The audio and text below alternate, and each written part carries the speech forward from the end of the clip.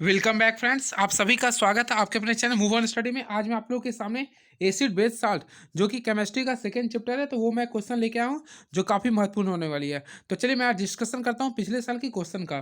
पहला, कौन सा पदार्थ लाल लिटमस पत्र को नीला करता है? फ्रेंड्स, आप लोग क्वेश्चन ध्यान से देखेंगे।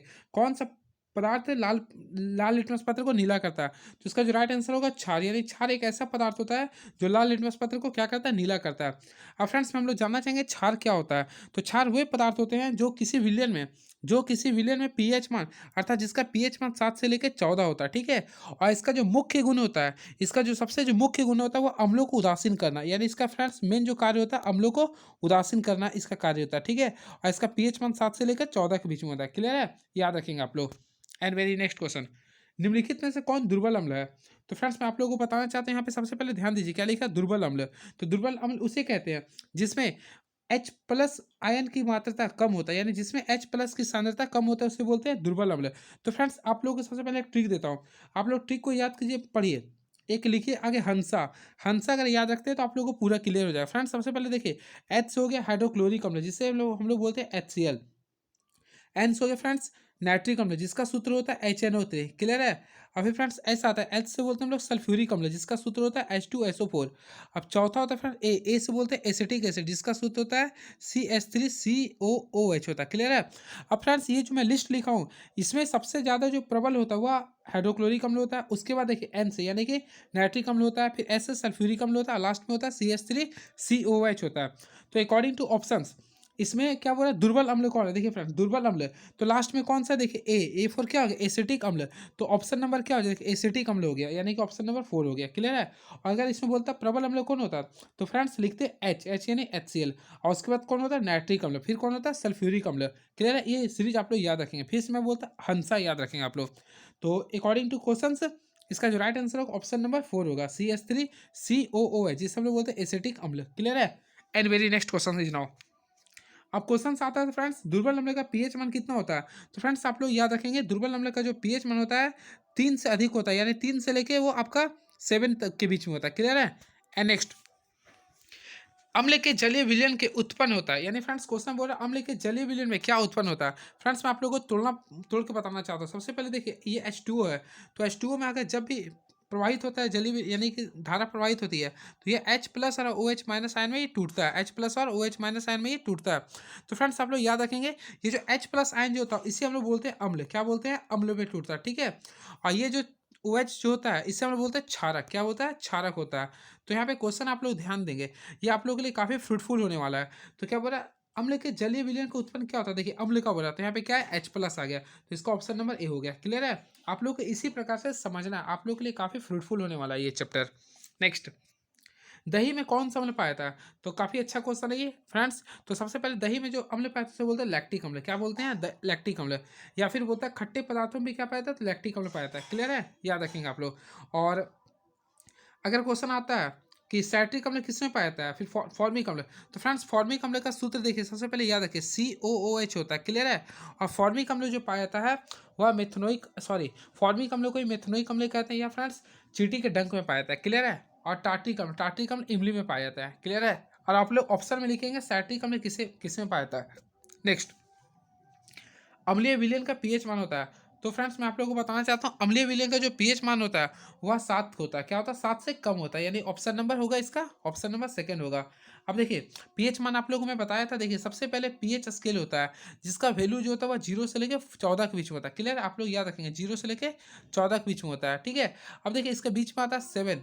तो फ्रेंड्स अगर किसी विलयन का पीएच मान, अगर किसी विलयन का पीएच मान 0 से अगर 7 के बीच में, तो उसे बोलते हैं अम्ल। क्या बोलते हैं फ्रेंड्स? अम्ल बोलते हैं। लेकिन अगर किसी विलयन का पीएच मान अगर 7 से अगर 14 के बीच में, उसे बोलते हैं क्षारक। याद रखेंगे, ठीक है। लेकिन अगर क्वेश्चन फ्रेंड्स आता है 7 किसका होता है, तो 7 जो होता है वह उदासीन विलयन का होता है। किसका होता है फ्रेंड्स? उदासीन विलयन का होता है। अब मैं आप लोगों को बताना चाहता हूँ कौन सा विलयन उदासीन होता है। तो आप लोग एग्जाम्पल थोड़ा सा कुछ याद कर लीजिए, आप लोग के लिए काफ़ी महत्वपूर्ण होगा। तो कुछ उदासीन विलयन का मैं एग्जाम्पल लिखा होता हूँ। तो पहला लिख सकते हैं फ्रेंड्स CO, यानी कार्बन मोनोऑक्साइड। उसके साथ साथ NO लिख सकते हैं, नाइट्रोजन ऑक्साइड लिख सकते हैं। उसके साथ साथ N2 एंड नाइट्रोजन डाइऑक्साइड लिख सकते हैं। उसके साथ साथ H2O यानी कि जल। ये सब जो होता है ये सब उदासीन विलयन होता है। क्लियर है? उदासीन विलयन होता है। क्लियर है? याद रखेंगे। बाकी अम्ल का मैं बताया था, अम्ल के लिए ट्रिक याद रखेंगे, हंसा। क्या रखेंगे फ्रेंड्स? हंसा। और क्षारक के लिए याद रखें जिसमें OH आता है, क्लियर है? तो सबसे ज़्यादा जो क्षारक होता है वो NaOH होता है। इस चीज़ को मैं क्वेश्चन बताया हूँ, ठीक है? तो अम्लीय विलयन का पीएच मान कितना होता है? 7 से कम, याद रखेंगे। काफ़ी फ्रूटफुल मैं बता रहा हूँ आप लोग को। नेक्स्ट, कौन अधिक क्षारीय है? तो मैं आप लोगों को बताया था फ्रेंड्स, अभी आप लोगों को अगर टेबल समझ में आया होगा तो बिल्कुल आप लोग कर सकते हैं। देखिए, आप लोग के लिए मैं सबसे पहले टेबल बनाता हूँ। देखिए, सबसे पहले आप लोगों को मैं अभी बताया था। देखिए, इसका वैल्यू जो होता है 0 से लेके 14 के बीच में होता है, ठीक है? बीच में कितना होता है? 7 होता है। याद रखेंगे आप लोग, जो मैं कंसेप्ट बताने जा रहा हूँ, ठीक है? देखिए, अगर लास्ट में कोई आ रहा है, यानी कि देखिए लास्ट में, यानी जो लास्ट में आता है उसका OH माइनस की सांद्रता अधिक होता है। तो जिसका पीएच मान ज़्यादा होगा, यानी OH माइनस की सांद्रता अधिक होगा, वह अधिक क्षार होगा। तो इसका पीएच मान कितना हो जाएगा? 14 हो जाएगा, ठीक है? याद रखेंगे। और सबसे कम बोलता तो 7 या 8 के होता, ठीक है? इस चीज़ को याद रखेंगे आप लोग, ठीक है? यानी जिसका पीएच, यानी जिसका जो अधिक क्षारीय है, यानी उसमें OH माइनस की सांद्रता अधिक होती है। अगर इसका एग्जांपल बोलता तो NaOH लिख सकते थे हम लोग, NaOH, ठीक है? याद रखेंगे आप लोग। And very next question is now, विरंजक चूर्ण का रासायनिक सूत्र क्या है? तो फ्रेंड्स काफ़ी तगड़ा क्वेश्चन है ये। तो विरंजक चूर्ण का जो रासायनिक सूत्र होता है वह देखिए CaOCl2 होता है, यानी कि इसे हम लोग बोलते हैं, देखिए कैल्शियम ऑक्सीक्लोराइड बोलते हैं, कैल्शियम ऑक्सीक्लोराइड बोलते हैं, क्लियर है? अब क्वेश्चन इसे याद रखेंगे आप लोग, ठीक है? याद रखेंगे, काफ़ी महत्वपूर्ण क्वेश्चन है ये।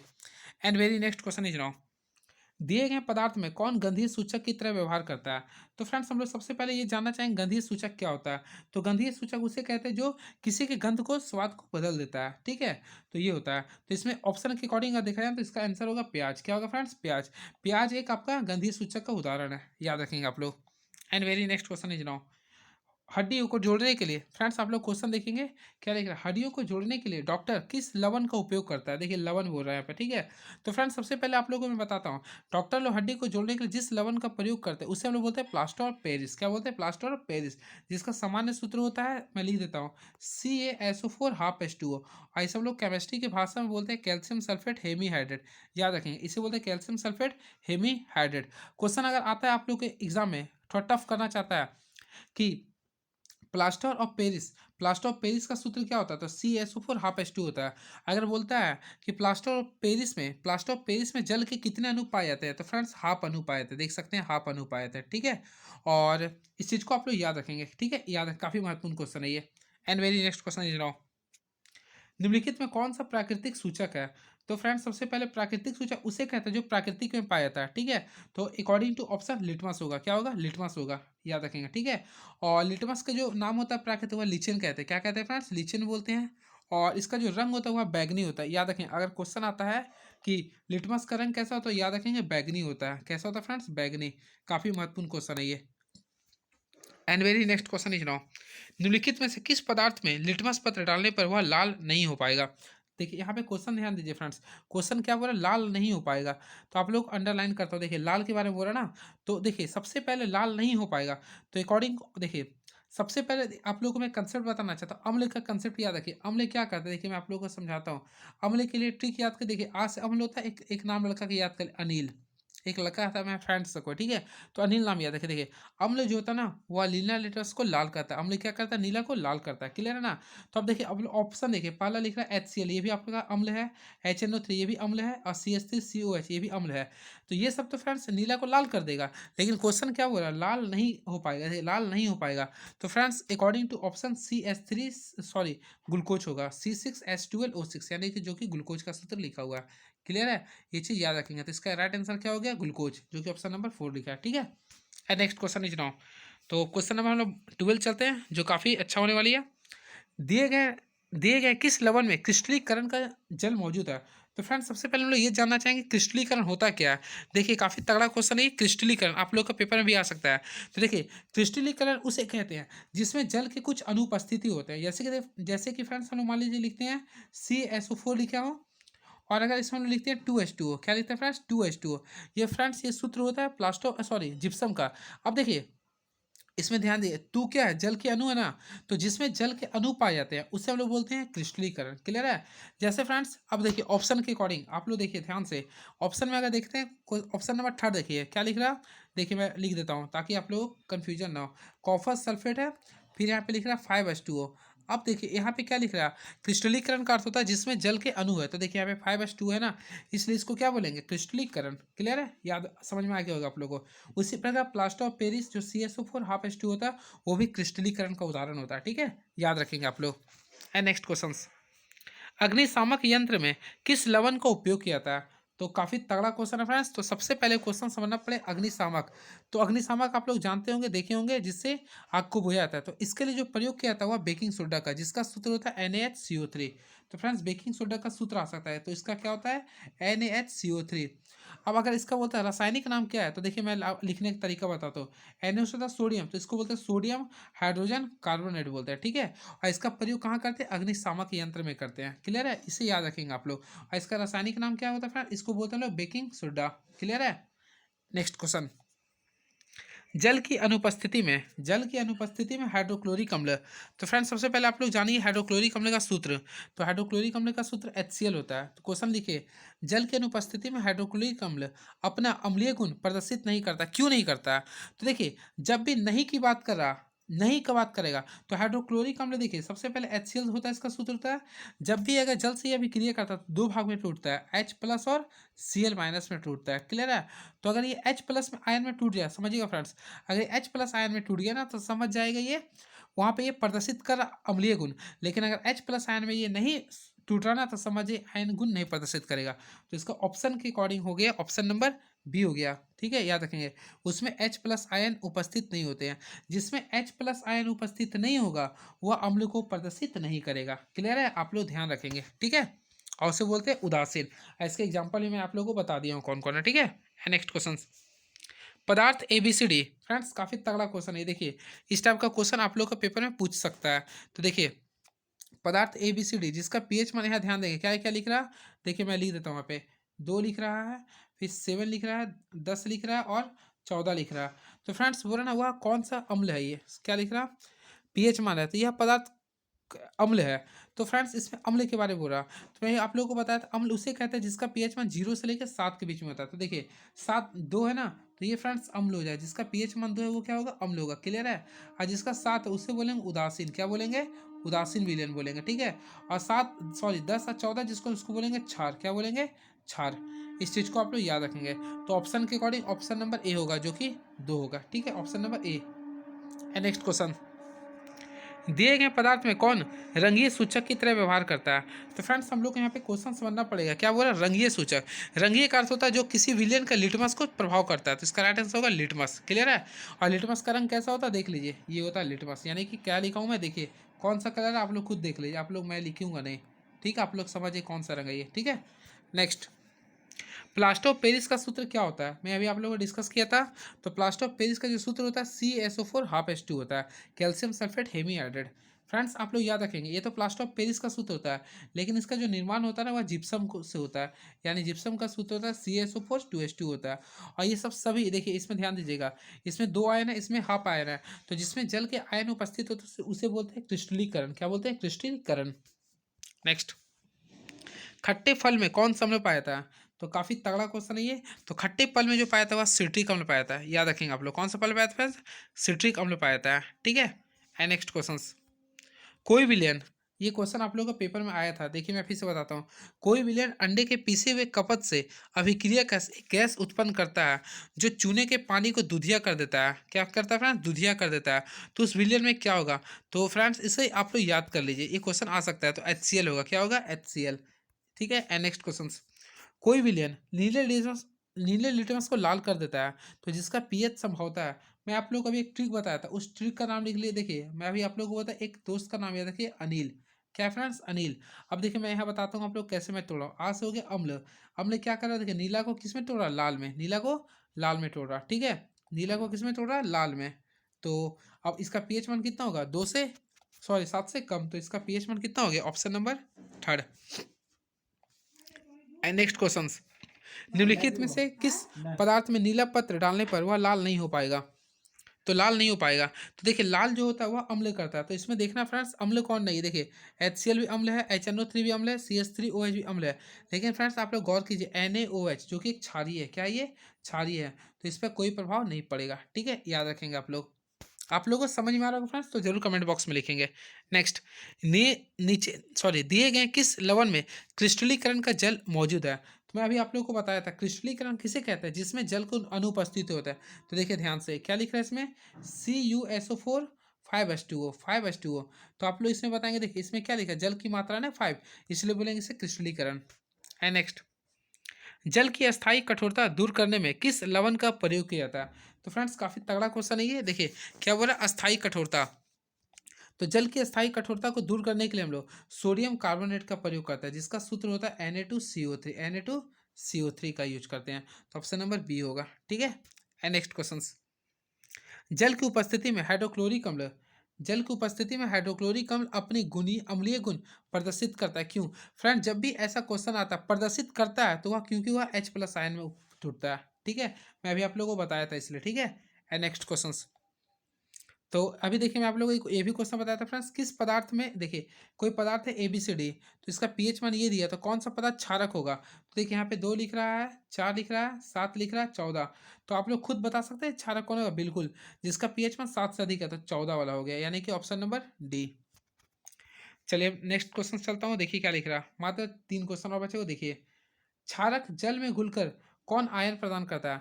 तो फ्रेंड्स आप लोगों को मैं बताता हूँ, देखिए अभी मैं आप लोगों को सबसे पहले बताया था H2O। H2O को अगर मैं तोड़ता हूँ क्या बनता है, H+ और OH-। तो अभी फिर से ध्यान दीजिएगा आप लोग, अगर H+ होता है तो उसे बोलते हैं अम्ल, और OH- है तो उसे बोलेंगे क्षारक। तो इसका राइट आंसर होगा OH, ठीक है, याद रखेंगे। नेक्स्ट क्वेश्चन, आयन, देखिए फ्रेंड्स क्वेश्चन लिख रहा ना, अधातु के साथ अभिक्रिया करके कौन सा गैस देखिए बोल रहा ना, अम्ल धातु के साथ अभिक्रिया करके कौन सी गैस निकालता है? तो कोई भी अम्ल अगर धातु से अभिक्रिया करता है, मान लो कि HCl, देखिए मैं एग्जांपल बताता हूँ। मान लीजिए कि कोई सोडियम है, ये सोडियम अगर HCl से अभिक्रिया करता है, ठीक है ना, तो ये जो बनाएगा सबसे पहले सोडियम क्लोराइड बनाएगा, ठीक है। और इसके साथ साथ जो बाहर जो गैस निकलेगा, जो बाहर गैस निकलता है उससे बोलते हैं हाइड्रोजन गैस। क्या बोलते हैं फ्रेंड्स, हाइड्रोजन गैस। तो कौन सा गैस बाहर निकलता है, हाइड्रोजन गैस, याद रखेंगे आप लोग, ठीक है। एंड नेक्स्ट, क्लोर छाप प्रक्रम में किस पदार्थ का निर्माण होता है? तो फ्रेंड्स आप लोगों को सबसे पहले क्लोर छाप प्रक्रम को बारे में जानना पड़ेगा। तो क्लोर छाप प्रक्रम किसे कहते हैं मैं आप लोगों को बताता हूँ। तो आप लोग केवल फ्रेंड्स आप लोग इस चीज़ पे ध्यान दीजिए, देखिए मैं आप लोगों को बताता हूँ क्लोर छाप प्रक्रम। सबसे पहले देखिए, जब सोडियम के जलीय विलयन, देखिए सोडियम के जलीय विलयन यानी कि देखिए NaCl है, अब इसका जलीय विलयन यानी कि देखिए H2O, ठीक है। जब सोडियम यानी कि जब सोडियम के जलीय विलयन से विद्युत धारा प्रवाहित करते हैं, ठीक है। जब विद्युत धारा प्रवाहित करते हैं तो यह टूट कर, देखिए विद्युत धारा प्रवाहित करें तो यह टूट कर NaOH क्या बनाता है फ्रेंड्स, NaOH बनाता है। और इसके साथ साथ देखिए क्लोरीन गैस निकालता है और बाहर में H2 गैस निकालता है, ठीक है। तो इसमें फ्रेंड्स देखिए आप लोग ध्यान से देखिएगा, सोडियम हाइड्रोक्साइड की प्राप्ति होता है, ठीक है, सोडियम हाइड्रोक्साइड की प्राप्ति होता है। अब देखिए ये आपका क्या, देखिए NaOH है, इसमें OH है ना, तो OH को ना बोलते हैं क्षार, क्या बोलते हैं, OH को बोलते हैं क्षार। अब यहाँ देखिए Cl2 भी आ रहा, तो इसको बोलते हैं क्लोर यानी कि क्लोरीन बोलते हैं। अब देखिए दोनों को जोड़ दीजिए, आप लोग जोड़ते हैं इसे ध्यान से देखिएगा, अगर इसको जोड़ देते हैं तो क्लोर है, ये क्षार है, क्या आ गया, क्लोर क्षार आ गया ना। तो इस प्रकार की अभिक्रिया को बोलते हैं क्लोर क्षार अभिक्रिया। फिर से मैं बताता हूँ, ध्यान से सुनिएगा, जब सोडियम के जलीय विलयन से जब सोडियम के जलीय विलयन से विद्युत धारा प्रवाहित की करवाई जाती है, तो उसमें फ्रेंड्स क्लोरीन और क्षार की प्राप्ति होती है, जिसे बोलते हैं क्लोर क्षार प्रक्रिया। क्लियर है? तो अकॉर्डिंग टू ऑप्शंस इसका जो राइट आंसर होगा सोडियम हाइड्रोक्साइड, ठीक है। क्या किस चीज़ का निर्माण होता है, तो किसका प्राप्त होता था फ्रेंड्स, NaOH का, ठीक है। फिर से मैं एग्जांपल इसका बताता हूँ क्योंकि काफ़ी रामबान होने वाली सिद्ध। देखिए सबसे पहले हम लोग लेंगे NaCl, क्या लेंगे फ्रेंड्स, NaCl, ठीक है। अब इसको हम लोग जल से अभिक्रिया कराएंगे यानी H2O। अगर जल से इसको अभिक्रिया करवाते हैं तो फ्रेंड्स ये टूट कर सबसे पहले जो बनाएगा NaOH, क्या बनाएगा, NaOH, ठीक है। और इसके साथ साथ क्लोरीन गैस निकालेगा और बाहर एक और गैस निकालता है H2 गैस। तो इसमें अकॉर्डिंग टू ऑप्शंस देखिए NaOH दिया हुआ था, है ना, ऑप्शन नंबर 1, तो ये मार दिए। नेक्स्ट, एक पदार्थ है जो जल में घुलनशील है, स्वाद में कड़वा, स्पर्श उस साबुन की तरह है तथा प्रकृति संक्षारक है, तो पदार्थ क्या होगा? देखिए इसका जो राइट आंसर होगा वह देखिए फ्रेंड्स, एक पदार्थ है जो जल में घुलनशील है, स्वाद में कड़वा है और स्पर्श करने में साबुन की तरह है, तो प्रकृति संक्षारक है, तो पदार्थ क्या होगा? तो इसे हम लोग बोलते हैं फ्रेंड्स क्षार, सॉरी जो क्षार जो जल में घुलनशील हो तो उसे बोलते हैं क्षार, क्या बोलते हैं, क्षार। इसमें ऑप्शन तो गलत दिया, आंसर तो गलत दिया हुआ, लेकिन इसका जो राइट आंसर होगा क्षार होगा, याद रखिएगा। जो फ्रेंड्स जो जल में घुल जाते हैं उसे हम लोग बोलते हैं क्षार, और जो जल में नहीं घुलते उसे बोलते हैं क्षारक। इस चीज़ को अंतर होता है, ठीक है। तो इसका राइट आंसर ऑप्शन नंबर 2 होगा। तो चलिए कैसा लगा आप लोगों को, पूरा मैं 30 29 क्वेश्चन ऑब्जेक्टिव बताने का प्रयास किया था और इसमें काफ़ी आप लोगों को क्वेश्चन सीखने को मिला होगा। तो चलिए आप लोग इसी प्रकार हमारे चैनल पे बने रहिए। मैं पूरा 16 जो चैप्टर आप लोगों का साइंस क्लास 10th का मैं पूरा ऑब्जेक्टिव लाऊंगा और उसके बाद मैं सभी सब्जेक्ट का मैं आप लोगों के सामने फ्रूटफुल जैसा आप लोगों को प्रोवाइड करूंगा। तो चलिए आप लोग हमारे चैनल में बने रहिए। Thank you so much.